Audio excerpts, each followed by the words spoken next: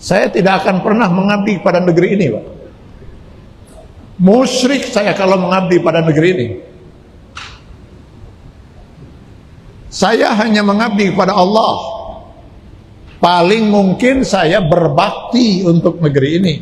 Saya berbakti untuk keluarga saya berbakti untuk orang tua saya berbakti untuk masyarakat, saya berbakti untuk negeri ini. Jika itu dalam rangka saya mengabdi kepada Allah, mengabdi saya hanya untuk Allah. Mengabdi itu menghambakan diri, Pak.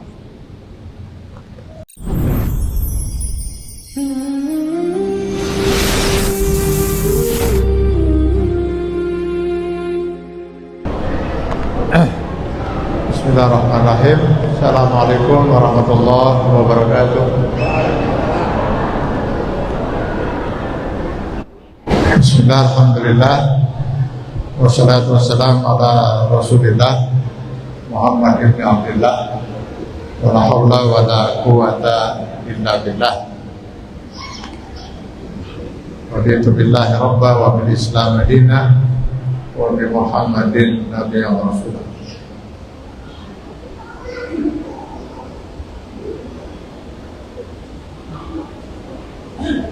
Bapak Pimpinan Cabang Muhammadiyah Paul Gelis,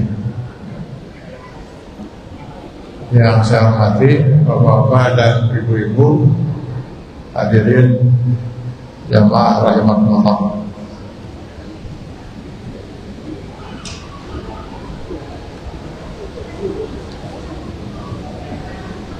Bersyukur hanya kepada Allah Subhanahu wa taala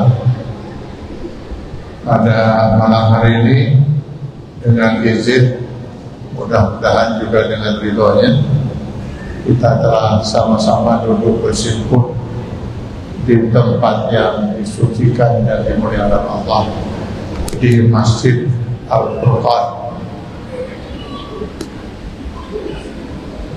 Salah satu fungsi Al-Quran diturunkan oleh Allah Subhanahu wa taala, di samping sebagai hudan linnas wa bayyinatin minal huda, juga sebagai Al-Furqan. Salah satu fungsi Al-Quran ini yang sudah lama tidak kita rasakan lagi, dimana harusnya dengan mudah lewat Al-Quran kita bisa membedakan mana yang hak, mana yang batil, mana yang mukmin, mana yang kafir, mana yang halal, mana yang haram. Sekarang ini semua itu terasa menjadi sangat kabur, ya. Karena fungsi Al-Quran sebagai Al-Furqan sudah lama kita tinggal.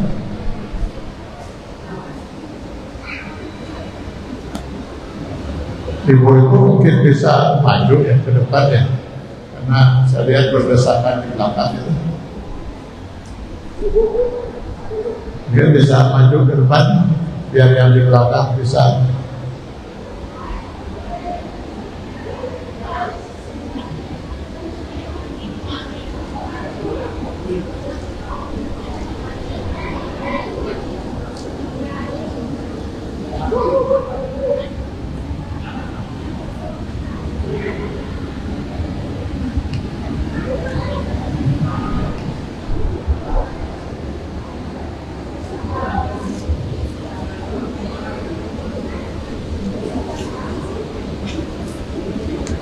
Ya, silakan ditenangkan dulu posisinya.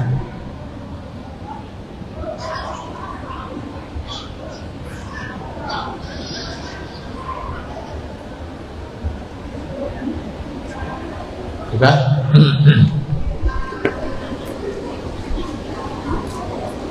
Bapak-bapak dan ibu-ibu hadirin rahimakumullah,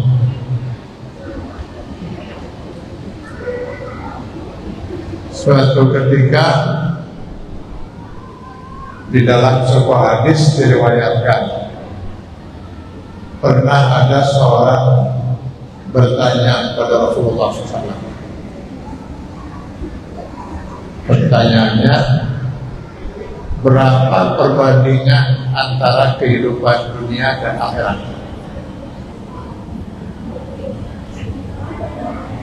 Ini rasanya masih belum tenang rumahnya.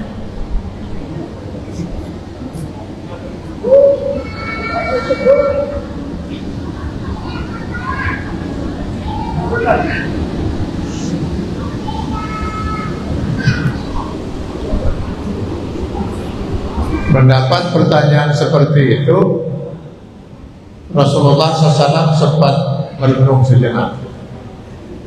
Mungkin beliau mencoba memikirkan kira-kira apa jawaban yang mudah dimengerti oleh si penanya. Akhirnya beliau menyatakan, masukkan telunjukmu ke dalam laut, lalu angkat dia, maka nanti air yang menetes dari telunjukmu kira-kira 1-2 tetes, itulah kehidupan dunia. Sedangkan kehidupan akhirat, lautan yang terbentang seluas itu. Nah, ketika hadis ini dulu pernah disampaikan oleh almarhum ayah kepada kami anak-anaknya, waktu saya dulu masih kecil. Saya dulu pernah kecil.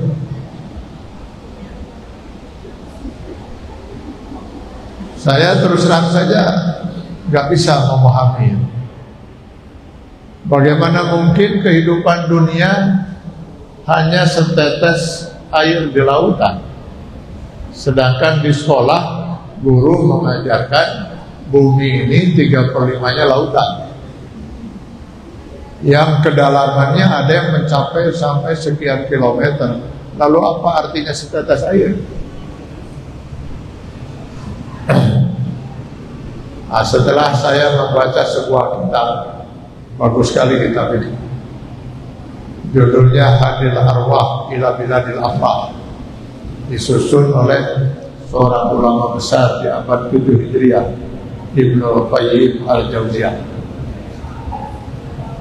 Luar biasa ulama satu ini menyusun ayat-ayat Al-Quran dan hadis Rasulullah SAW tentang kehidupan setelah mati.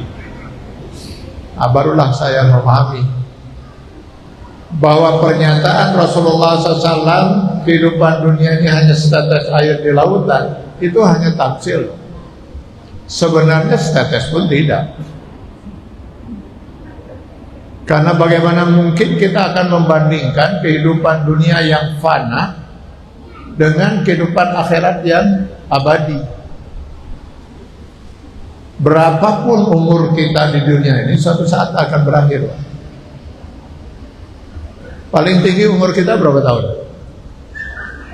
Saya kira paling tinggi 300 lah, 200 lah, ya 100 itulah. Ambillah 80 ya. Mau kita bandingkan dengan kehidupan akhirat yang abadi. Abadi itu berarti tidak ada ujungnya, tak terhingga. Kalau air laut itu terhingga atau tak terhingga, Pak? Bisa nggak air laut dihitung berapa tetes? Bisa, Pak. Ya siapa yang mau ngitungnya nggak tahu lah, tapi bisa itu. Sedangkan kehidupan akhirat itu tidak ada ujungnya, tak terhingga, abadi. Khalidina fiha abada. Setelah kehidupan kita di alam dunia ini, nanti kita akan pindah ke alam barzakh. Orang-orang tua kita sudah berada di sana. Berapa lama di alam barzakh? Ya tergantung kapan kiamat. Kalau hari ini kita meninggal, besok kiamat, berarti cuma sehari.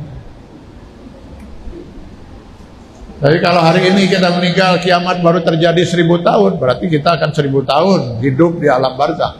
Rasulullah SAW kurang lebih sudah 1500 tahun. Kiamat, lalu kita akan melanjutkan lagi perjalanan hidup di alam mahsyar. Berapa lama di alam mahsyar? Wallahu a'lam. Dari alam mahsyar ke alam hisab ke alam mizan, dari alam mizan ke alam sirat. Barulah berakhir perjalanan hidup kita di alam yang disebut alam akhirat. Itulah akhir perjalanan hidup kita. Allah menyiapkan 2 tempat untuk abadi manusia, surga dan neraka. Surga tempat kekalnya orang-orang yang beriman, dan neraka tempat kekalnya orang-orang kafir. Jadi Allah hanya menyediakan 2 tempat akhirnya itu, surga dan neraka. Bapak Ibu rencananya mau kemana? Rasanya nggak perlu juga itu ditanyakan, pasti jawabannya itu.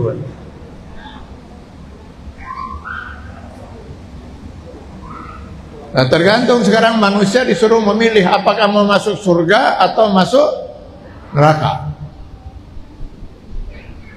Kalau yang mudah, pilihan itu masuk neraka. Mudah itu. Untuk masuk neraka itu tinggal memilih kafir, dijamin masuk neraka. Begitu memilih kafir, silahkan mau nyembah apapun, mau nyembah batu, mau nyembah apa lagi, pohon, mau nyembah binatang, mau nyembah Nyi Loro Kidul, mau nyembah apapun silahkan. Dan silahkan jalani kehidupan semaunya, bikin aturan hidup semaunya, dijamin masuk neraka jahanam.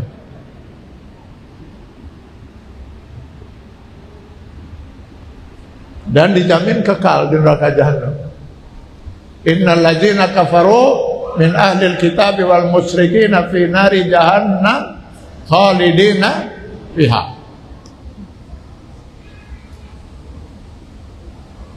Pilihan manusia itu hanya satu di antara 2, mukmin atau kafir.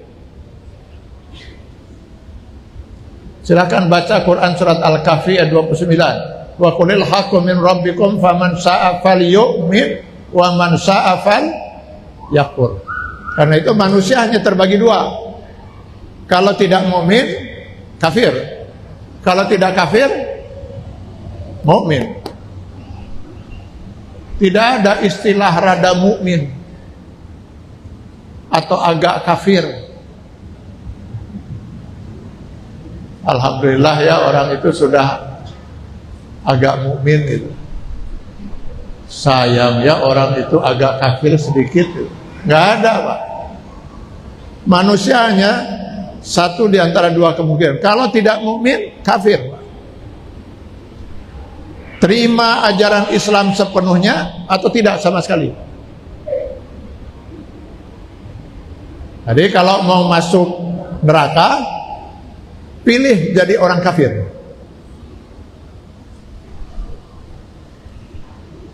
Dan itu adalah kebebasan. Kita tidak boleh menahan orang untuk kafir.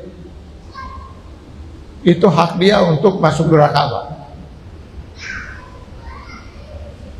Jadi kalaupun kita ingin mencoba mengingatkan dengan pilihan Anda itu akan masuk neraka, tapi kalau kemudian dia mengatakan memang saya ingin masuk neraka, sudahlah, silahkan itu. Untuk bisa masuk surga, maka seorang harus memilih beriman, memiliki akidah yang benar, akidah yang didasari oleh kalimat tauhid la ilaha illallah. Man kana akhiru kalamihi la ilaha illallah dakhala jannah. Barang siapa yang memilih akidah yang benar la ilaha illallah dan dia pertahankan itu sampai akhir hayatnya, pasti dia masuk surga. Kata siapa? Kata Rasulullah.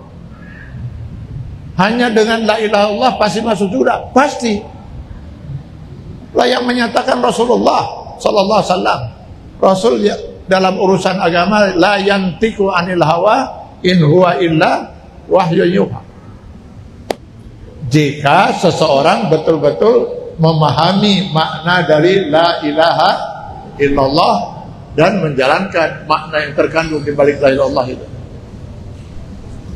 La ilaha illallah pertama mengandung pengertian mengesahkan Allah dari segi zat.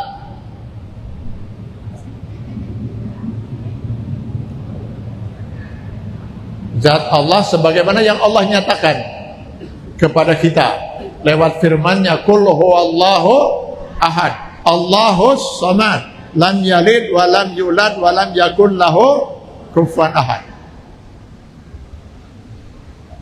Surat ini disebut surat Al-Ikhlas. Apa artinya ikhlas? Murni, Pak. Artinya seseorang meyakini Allah itu zatnya adalah ahad. Tidak ada ilah lain selain Allah Subhanahu wa taala. Karena itu tidak ada zat tempat kita mengabdi kecuali Allah. Karena itu makna la ilaha illallah mengandung pengertian la ma'buda illallah. Tidak ada zat tempat kita mengabdi kecuali hanya kepada Allah Subhanahu wa taala.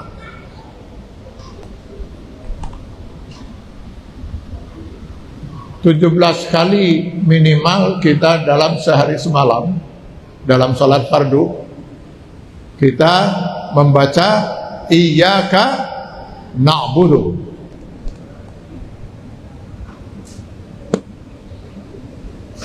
Saya sudah diberi informasi, alhamdulillah jemaah di sini semuanya menguasai bahasa Arab dengan baik gitu. Ya, sehingga saya nggak perlu terlalu banyak menjelaskan lagi lah ini. Saya kira sebaiknya diaminkan saja, mudah-mudahan jadi doa gitu. Dalam bahasa Arab, Pak, kalau kita perhatikan kalimat iyyaka na'budu wa iyyaka nasta'in ini menyalahi kaidah umumnya bahasa Arab. Dalam bahasa Arab, susunan kalimat yang ada kata kerjanya berbeda dengan susunan kalimat dalam bahasa Indonesia atau bahasa Inggris. Dalam bahasa Indonesia, susunan kalimat itu subjek, predikat, objek. Ibu pergi ke pasar. Ibu subjek, pergi, predikat, ke pasar, objek. Ali memukul anjing. Kan gitu susunannya kan? Dalam bahasa Arab lain. Kalimat yang baik itu predikat, subjek, baru objek. Jadi dalam contoh tadi, ibu pergi ke pasar, dalam bahasa Arab, zahabatil ila suq. Doroba aliyun al-kalba. Jadi pergi ibu ke pasar. Bukan ibu pergi ke pasar, pergi ibu ke pasar. Memukul Ali anjing. Jadi bukan Ali memukul anjing, memukul Ali anjing. Ya nggak usah diketawakin, memang begitu Pak susunan bahasa Arab. Jadi kalau kita lihat sekarang di dalam ayat iyyaka na'budu, mana subjek dan predikatnya? Iyyaka na'budu. Na'budu. Iyyaka itu objek. Jadi kalau harus mengikuti kaidah bahasa, mestinya susunannya adalah na'budu iyyaka wa nasta'in iyyaka. Khusus di surat Al-Fatihah, kaidah bahasa Arab ini dilanggar. Kenapa? Ada pesan Allah yang ingin ditanamkan pada diri kita semua. Andai kata kaidah bahasa Arab ini harus dipergunakan, na'budu, kami mengabdi, berhenti nafas kita di sana. Pertanyaannya, kepada siapa? Terbukalah pengabdian kepada siapa saja. Kami mengabdi pada ini, kami mengabdi pada itu, kepada Mbah Jamrong, kepada ini dan lain sebagainya. Terbuka pengabdian kepada selain Allah. Baru kemudian kita mengabdi pada Allah setelah muncul kata iyaka. Berbeda dengan kata iyaka didahulukan. Iyaka, hanya kepadamu ya Allah kami mengabdi. Tertutup kemungkinan pengabdian kepada selain Allah Subhanahu wa taala. Sudah ditutup dengan kata iyaka didahulukan. Hanya kepadamu ya Allah kami mengabdi. Ada kemungkinan pengabdian pada selain Allah? Gak bisa lagi. Karena itu kita sebagai seorang mukmin, demi menjaga tauhid kita, kita tidak akan pernah mengabdi kepada siapapun dan kepada apapun. Saya tidak akan pernah mengabdi pada negeri ini, Pak. Musyrik saya kalau mengabdi pada negeri ini. Saya hanya mengabdi kepada Allah. Paling mungkin saya berbakti untuk negeri ini. Saya berbakti untuk keluarga saya berbakti untuk orang tua saya berbakti untuk masyarakat, saya berbakti untuk negeri ini. Jika itu dalam rangka saya mengabdi kepada Allah, mengabdi saya hanya untuk Allah. Mengabdi itu menghambakan diri, Pak.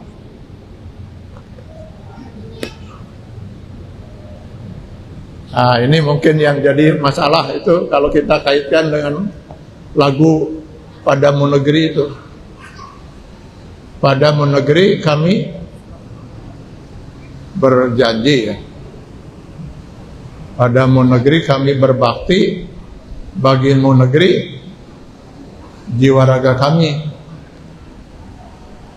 Inna salati wa nusuki wa mahyaya wa mamati padamu negeri. Tidak lillahi rabbil alamin. Kita hanya mengabdi kepada Allah, tidak pernah kita dibenarkan mengabdi pada siapapun. Ini prinsip tauhid, Pak. Saya tidak akan pernah mengabdi kepada orang tua.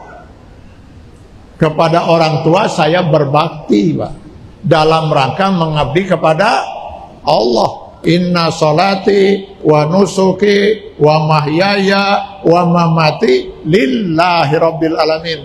Tidak lil yang lain. Itu pengertian pengabdian. Itu yang harus kita jaga, tauhid kita. Pengabdian kita itu hanya kepada Allah Subhanahu wa taala.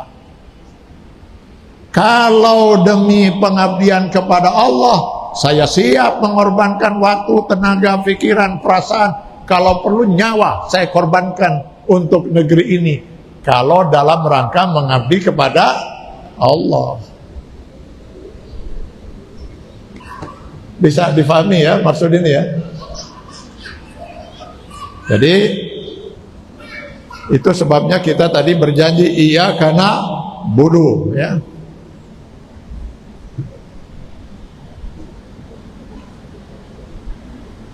Jadi kalaupun kita berbakti kepada orang tua, karena itu diperintahkan oleh Allah dalam rangka kita mengabdi kepada Allah.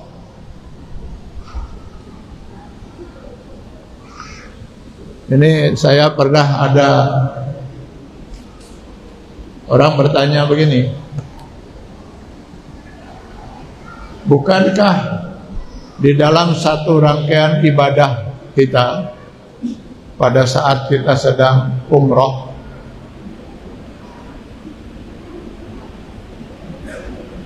atau sedang melaksanakan ibadah haji, saat kita tawaf itu kita disunahkan untuk mencium Hajar Aswad. Kenapa kita mencium Hajar Aswad? Apa itu Hajar Aswad? Hajar itu apa artinya? Batu. Aswad hitam. Jadi Hajar Aswad itu artinya batu hitam. Di sekitar masjid kita ada nggak batu hitam? Banyak. Setiap batu yang warnanya hitam itu dalam bahasa Arab Hajar Aswad. Kalau yang putih Hajar Abyad. Kalau yang merah Hajar Ahmar.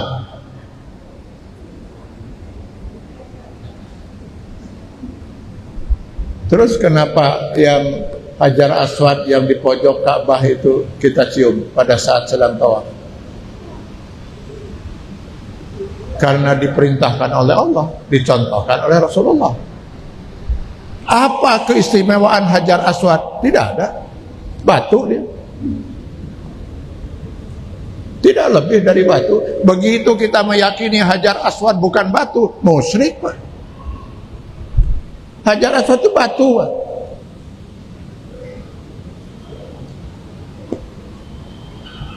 Coba lihat seorang sahabat Rasul yang dibina langsung keislamannya oleh Rasulullah SAW, dan salah seorang di antara 10 sahabat Rasul yang sudah dijamin oleh Allah di surga. Siapa? Umar bin Khattab radhiyallahu anhu. Apa yang terjadi ketika beliau sedang melaksanakan tawaf saat akan mencium Hajar Aswad? Berdiri dengan gagahnya beliau di depan Hajar Aswad itu. Maklumlah kalau dulu nggak seramai sekarang, mungkin sepi orang tawaf itu ya. Lama beliau berdiri di depan Hajar Aswad, lalu ditunjuknya Hajar Aswad itu. Lalu kemudian mengatakan, "Hei Hajar Aswad, andai kata saya tidak melihat dengan mata saya sendiri bagaimana Rasulullah SAW ketika sedang tawaf itu menciummu, wallahi demi Allah saya tidak akan pernah mau menciummu. Karena bagaimanapun kamu hanya sebuah batu, sampai kiamat kamu tetap batu." Dimarahin dulu Hajar Aswad itu.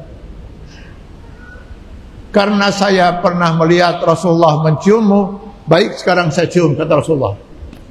Begitu cara Umar bin Khattab mempertahankan akidahnya.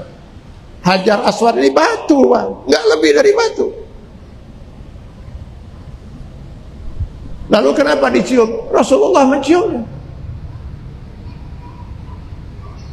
Andai kata tidak pernah dicontohkan oleh Rasulullah, demi Allah kata Umar, saya tidak akan pernah mau menciummu. Masih banyak aswad-aswad lain yang lebih pantas untuk dicium. Misalnya dodol aswad. Ada dodol Garut itu kan warnanya hitam itu. Itu lebih enak dicium dan bisa langsung dimakan lagi.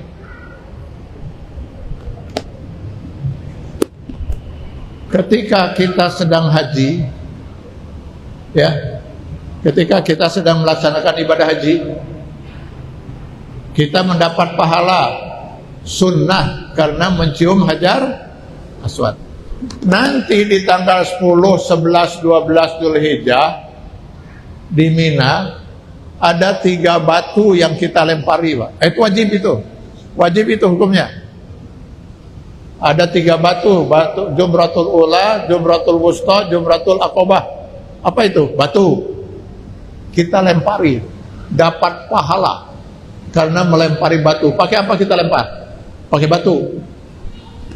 Pertanyaannya, kenapa yang di Ka'bah kita cium batu itu, sementara yang di Mina kita lempari?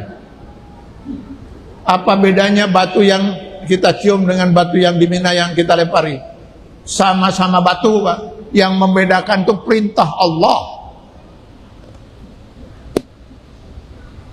Jadi yang mulia bukan Hajar Aswadnya, perintah Allahnya, Pak. Kesalahan iblis itu di sini, Pak. Sujud, kata Allah, kamu kepada Adam.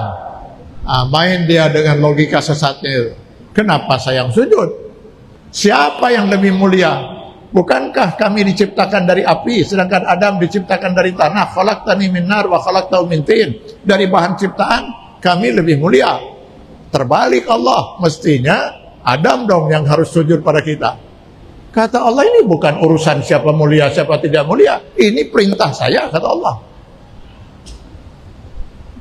Dan iblis tetap dengan pendiriannya. Akhirnya dinyatakan gugur keimanannya dan dilaknat oleh Allah Subhanahu wa taala.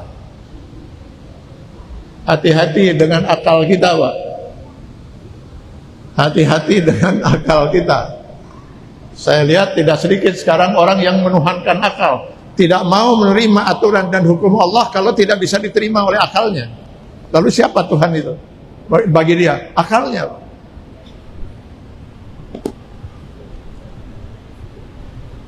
Sekarang saya ambil contoh, Pak. Katakanlah ini bukan meja, Pak. Katakanlah ini kotoran kerbau, Pak. Setumpuk kotoran kerbau. Lalu kemudian turun malaikat Jibril. Ini kalau ya, andai kata ini, saya yakin tidak terjadi. Turun malaikat Jibril. Lalu kata malaikat Jibril, Atian Ali, ya malaikat, apa yang di hadapan kamu? Setumpuk kotoran kerbau. Lalu kata malaikat Jibril, perintah dari Allah, cium.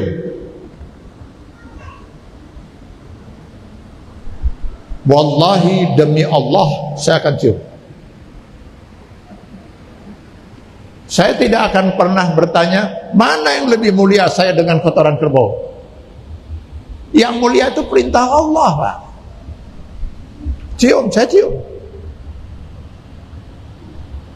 Jilati, kata malaikat Jibril. Insya Allah saya jilati, Pak. Makan sedikit-sedikit. Nah, saya makan. Baru satu kepal, mabok saya, Pak. Muntah. Sudah, kata malaikat Jibril, la yukallifullahu nafsan illa wusaha. Pasti saya akan lakukan itu. Kalau itu perintah dari Allah. Iyyaka na'budu, saya mengabdi pada Allah. Apapun yang Allah perintahkan, saya akan lakukan. Selama itu perintah dari Allah Subhanahu wa ta'ala. Tapi kalau misalnya yang memerintahkan bapak-bapak dan ibu-ibu di sini, insya Allah saya tidak akan lakukan. Masa saya harus mencium kotoran kerbau, gitu kan? Ini tauhid, Pak. Jadi tauhid itu kita harus menyiapkan diri kita hanya mengabdi kepada Allah, tidak kepada selain Allah Subhanahu wa ta'ala. La ilaha illallah, la ma'buda illallah. Tidak ada zat tempat kita mengabdi selain Allah Subhanahu wa ta'ala. Kita hidup hanya untuk mengabdi kepada Allah Subhanahu wa ta'ala.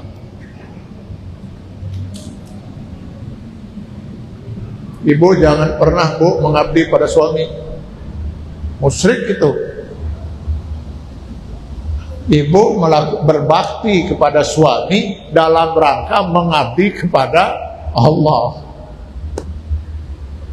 Suami berbakti pada istri, pada keluarga dalam rangka mengabdi kepada Allah. Hidup kita semua hanya untuk mengabdi kepada Allah. Itu mengesahkan Allah Subhanahu wa ta'ala dari segi zat. Yang kedua, la ilaha illallah mengandung pengertian mengesahkan Allah dari segi sifat-sifatnya. Bahwa Allah memiliki sifat-sifat kesempurnaan. Ada berapa ya? Yang diajarkan kepada kita ada 99. Yang kemudian menjadi Asmaul Husna. Hanya 99 itu sifat Allah? Tidak. Sifat Allah tak terhingga.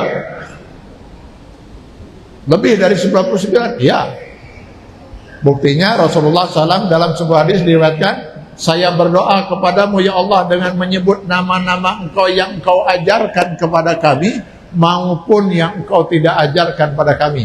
Nah, kata Rasulullah mengatakan Allah tidak terbatas dengan 99 Asmaul Husna itu. Tapi ya yang diajarkan cuma itu, itulah yang kita tahu. Nah, sifat-sifat Allah sini laisa kamislihi syai'un. Dia tidak serupa dengan makhluk. Manusia ada yang mengetahui, tapi tidak ada yang maha mengetahui kecuali Allah. Manusia ada yang berkuasa, tapi yang maha kuasa hanya Allah.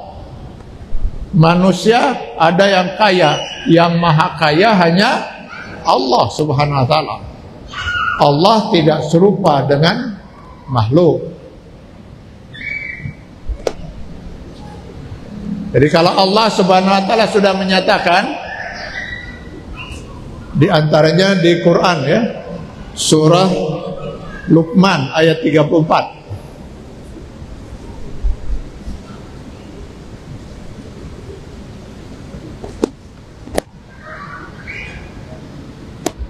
Ada 5 ilmu yang tidak pernah diajarkan oleh Allah kepada makhluknya. Salah satunya,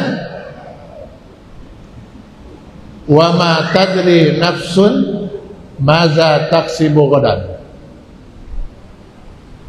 Tidak ada satu jiwa pun yang bisa mengetahui apa yang akan terjadi di kemudian hari, besok atau kemudian hari.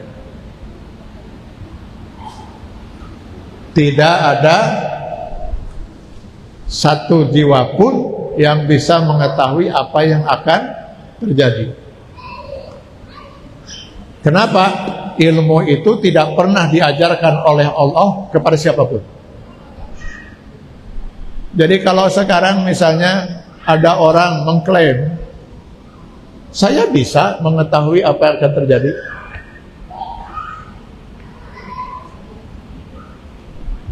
dia bisa meramal apa yang akan terjadi gitu. Nah, itu para dukun itu, atau oleh masyarakat disebut paranormal. Malah kadang-kadang disebut orang pinter gitu, dukun itu ya. Saya setuju dengan istilah yang terakhir ini, Pak. Itu orang-orang pinter ngawadul, Pak, pinter berbohong, Pak.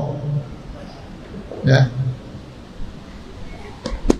Lalu dia mengklaim kalau dirinya itu bisa mengetahui apa yang akan terjadi, maka dia telah memposisikan dirinya sebagai Tuhan selain Allah.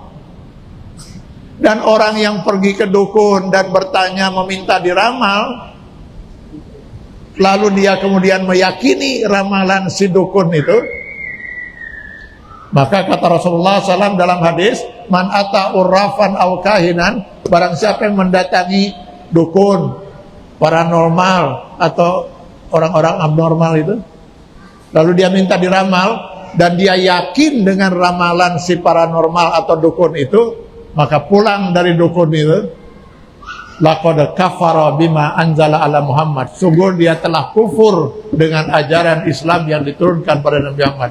Minimal dia sudah mengkufuri ayat 34 surat Luqman. Allah menyatakan tidak ada seorang pun, satu jiwa pun yang bisa mengetahui apa yang akan terjadi. Si dukun sudah memposisikan dirinya sebagai Tuhan, yang datang ke sana dan mempercayai sudah menuhankan si dukun selain Allah Subhanahu wa taala. Musyrik.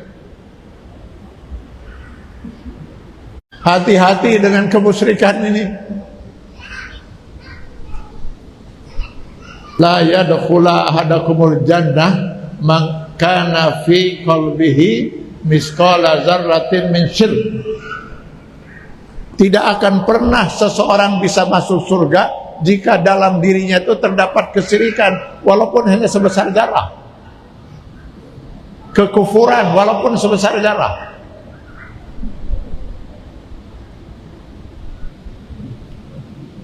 Saya beri ilustrasi begini, Pak. Ini mari kita jaga akidah ini. Ini tiket kita untuk masuk surga, Pak. Tiket ini nggak boleh cacat sekecil apapun. Lebih baik seorang muslim meyakini aturan Allah, mengesahkan Allah dari segi zat, sifat, dan hukumnya, sambil dia tidak melaksanakan aturan dan hukum Allah itu. Sholat tidak pernah, saum apalagi, haji apalagi, hidupnya hanya penuh maksiat, Pak. Tapi dia betul-betul menjaga tauhidnya. Dia benar-benar mengesahkan Allah dari segi zat, sifat, aturan, dan hukumnya.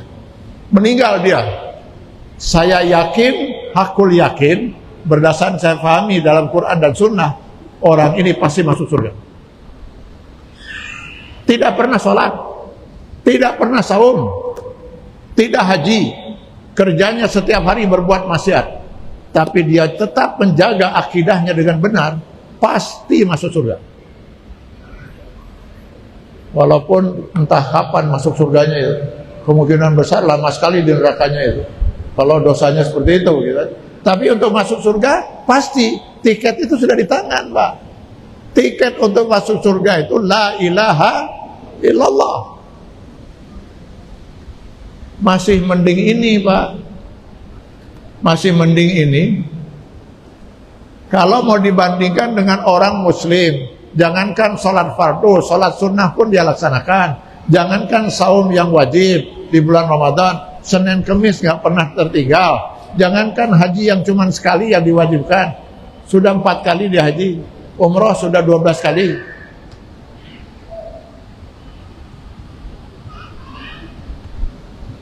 Tapi ada satu aturan Allah yang dia kufuri, Pak. Dia tidak bisa terima itu. Misalnya soal waris. Dia nggak mau membagi harta waris laki-laki dan wanita 2:1. Kenapa? Itu tidak adil menurut dia. Yang adil itu sama rata. Diingatkan berkali-kali bahwa sikap itu adalah sikap kekufuran. Tetap dia dengan pendiriannya. Meninggal dunia. Jangan harap orang ini bisa masuk surga 1 detik pun. Mendingan yang tadi, Pak. Ini urusan akidah, Pak. Ini urusan keimanan. Akidah inilah tiket untuk masuk surga, Pak. Sedangkan ibadah itu yang akan menentukan apakah dia harus mampir di neraka atau bisa langsung masuk surga. Itu nanti tergantung timbangan antara ibadah dengan dosanya.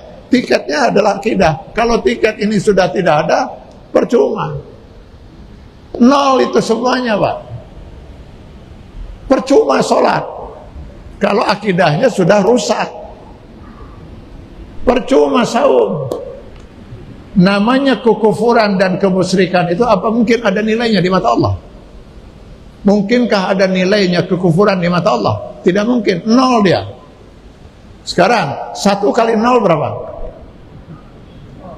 0. 300 triliun kali 0.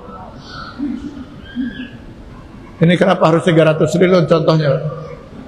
Yang 300 triliun kali 0, 0. Berapapun kali 0, 0. Salat kali 0, 0. Saum kali 0, 0. Haji kali 0, 0. Begitu seseorang sudah mulai ada kekufuran dalam dirinya, kemusyrikan sekecil apapun, sia-sia semua ibadah itu di mata Allah.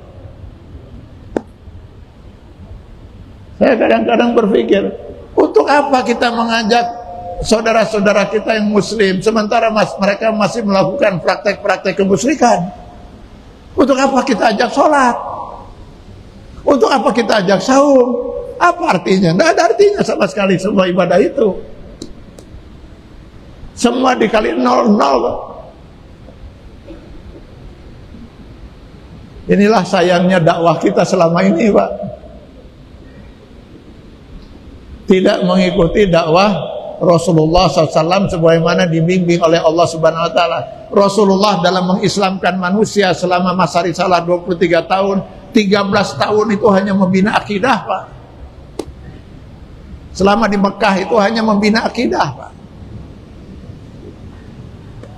Kenapa? Ya supaya jangan sia-sia amal perbuatan itu. Setelah akidah benar, ya ayyuhalladzina amanu baru aqimus sholat, ya ayyuhalladzina amanu kutiba alaikumusiyam, ya ayyuhalladzina amanu qu anfusakum wa ahlikum nar. Iman dulu, Pak.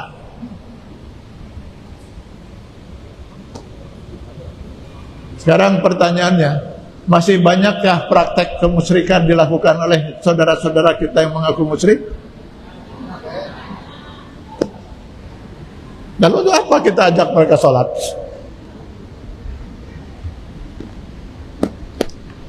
Mari kita buka sejarah, Pak. Kapan pertama kali terjadi kemusyrikan? Sampai zaman Nabi Nuh, di awal zaman Nabi Nuh, tidak ada seorang pun manusia yang musyrik. Gak ada satupun manusia musyrik. Sampai awal zaman Nabi Nuh alaihissalam. Masih terjaga fitrah iman Islam mereka. Al-A'raf 172, Ar-Rum ayat 30. Jadi kapan terjadinya kemusyrikan itu? Di pertengahan zaman Nabi Nuh alaihissalam. Berawal dari keyakinan sebagian umat Islam di zaman Nabi Nuh bahwa hanya orang yang soleh saja yang doanya pasti dikabul oleh Allah. Yang tidak soleh, jangan harap doanya akan dikabul oleh Allah. Benar nggak prinsip ini, Pak? Hanya orang yang soleh saja yang doanya dikabul oleh Allah. Benar nggak? Benar, Pak. Silakan baca Al-Baqarah 186. Wa iza sa'alaka ibadi anni fa inni qarib ujibu da'watad da'i iza da'an. Ujibu da'watad da'i iza da'an. Saya akan kabulkan doa orang-orang yang berdoa kepadaku. Siapa yang akan dikabulkan doanya? Wa iza sa'alaka ibadi, ibad-ibadku, jika ibad-ibadku bertanya kepadamu Muhammad tentang aku, sesungguhnya aku itu sangat dekat. Jadi siapa yang doanya akan dikabul? Orang-orang yang dekat dengan Allah. Siapa orang yang dekat dengan Allah? Gelarnya adalah ibad. Jadi kalau Bapak Ibu baca Al-Quran, ada dua istilah yang biasa dipergunakan oleh Allah untuk menyebut kata hamba. Ada abid, tulisannya bahasa Arab ain ba ya dal, abid. Ada ibad, ain ba alif dal, ibad. Ya itu ya. Sama-sama artinya hamba, cuman penggunaan yang berbeda. Kalau Bapak Ibu ketemu di dalam Al-Quran istilah abid, berarti itu hamba Allah secara umum. Mukmin, yang kafir, yang ahli ibadah, yang ahli maksiat, itu abid. Tapi kalau ibad, itu julukan kepada hamba-hamba Allah yang mukmin, yang soleh. Itu gelarnya adalah ibad.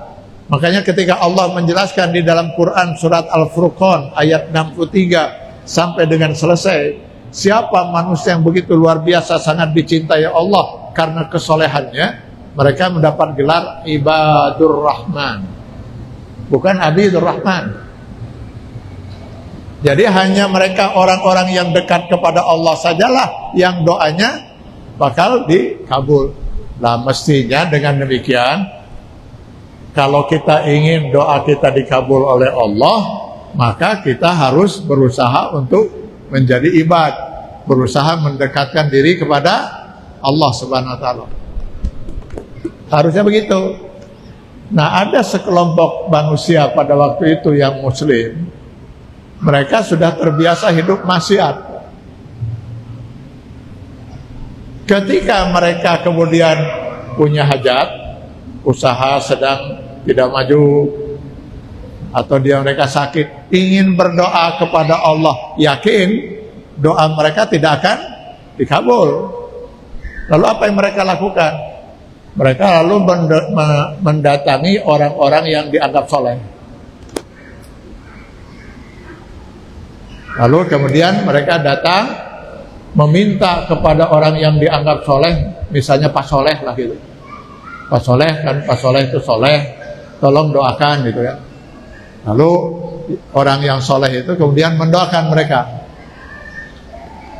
Terlepas apakah doa orang soleh untuk orang-orang yang tidak soleh ini apakah nanti akan dikabul atau tidak oleh Allah, itu tergantung hak prerogatif Allah. Pertanyaan saya, bolehkah kita meminta orang yang kita anggap soleh mendoakan kita? Boleh nggak, Pak? Boleh nggak kita minta pada orang yang kita anggap soleh, tolong dong doakan saya? Boleh nggak itu? Boleh, Pak. Boleh. Bahkan Rasul mengatakan, mintalah doa dari siapa saja. Fa innaka la tadri min ayyi fahin yuqbal. Sebab kamu tidak tahu dari mulut siapa nanti doa itu akan dikabul. Ya kan? Persoalannya, Pak. Persoalannya ketika orang-orang yang dianggap soleh itu meninggal. Di zaman Nabi Nuh ada 5, Pak. Bisa dibaca di Quran surat Nuh ayat 23. Ada Wad, ada Suwa'a, Yasu'a, Yasuqa, dan Nas. Ada 5. Persoalannya muncul kemudian ketika orang yang dianggap soleh itu meninggal. Mencari orang sesoleh yang meninggal itu, mereka nggak temukan. Lalu apa yang mereka lakukan? Mereka datangi kuburan orang-orang soleh itu. Ini awal dari kemusyrikan terjadi di zaman Nabi Nuh alaihissalam. Mereka datangi orang-orang yang tadi dianggap soleh yang sudah meninggal, didatangi ke kuburan, lalu mereka minta lagi kepada orang yang dikubur itu yang sudah meninggal itu, seperti mereka minta saat mereka sedang hidup. Inilah awal dari kemusyrikan. Kalau ditanyakan pada mereka, siapa Tuhan kalian? Allah. Lalu apa yang kalian sembah? Mereka hanya perantara. Tidak ada perantara di situ. Sesoleh apapun seseorang, kalau dia sudah meninggal dunia, boro-boro mendoakan orang lain, mendoakan dirinya pun sudah tidak bisa. Berapa banyak umat Islam yang minta didoakan oleh Rasulullah SAW? Banyak. Tapi begitu Rasulullah SAW meninggal, tidak ada satu riwayat pun menyatakan bahwa para sahabat datang ke kuburan Rasulullah lalu minta-minta di sana. Rasulullah sudah meninggal dunia, Pak. In qata amaluhu, putus amal perbuatan seseorang begitu dia meninggal dunia, mau sesoleh apapun orang itu. Ya kan? Sekarang kita ambil contoh saja. Bapak Ibu pernah mengurus jenazah? Pernah mengurus jenazah orang soleh? Apa yang pertama dilakukan ketika orang itu meninggal? Kita mandikan kan? Kenapa dimandikan? Kenapa kita harus mandikan orang yang meninggal itu? Yang nggak bisa mandi sendiri. Nah, kalau dia bisa mandi sendiri, ngapain kita mandiin? Udah nggak bisa mandi sendiri ya. Setelah itu kemudian kita kafani. Kenapa kita kafani? Ya nggak bisa pasang kafan sendiri. Setelah itu kita sholatkan Pak. Ya karena kita kuburkan. Kenapa kita kuburkan? Nggak bisa kubur diri sendiri. Sudah tidak bisa berbuat apa-apa lagi. Wah, malah sudah di dalam kubur, malah didatangi minta didoakan. Gimana? Orang dia masih hidup aja udah nggak bisa apa-apa. Masih anget ini, baru meninggal. Coba ajak ngobrol, udah nggak bisa apa-apa, Pak. Diam itu kalau diajak ngobrol itu. Jadi mulai terjadi kesesatan itu ketika manusia kemudian orang sudah meninggal masih didatangi kuburannya, lalu diminta-minta pula di sana. Boro-boro dia bisa mengabulkan orang yang minta, dia sendiri sudah tidak bisa berbuat apa-apa.